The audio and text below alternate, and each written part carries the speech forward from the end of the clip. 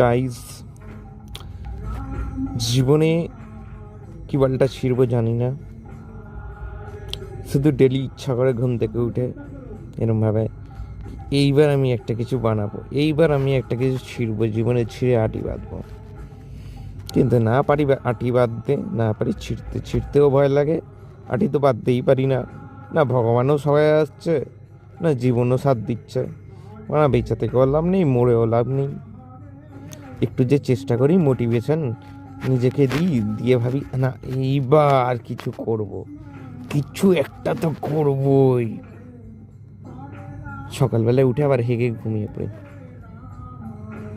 কি যে করবো আমি নিজেই জানি না।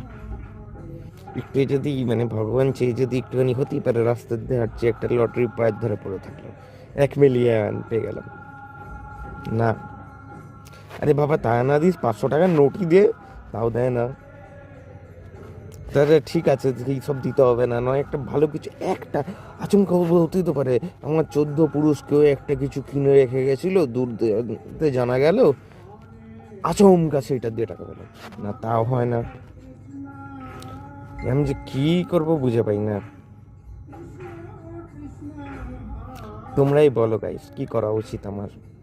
গানে হাত ঢুকিয়ে ঘুমিয়ে পড়া? জানাও, কমেন্টে জানাও।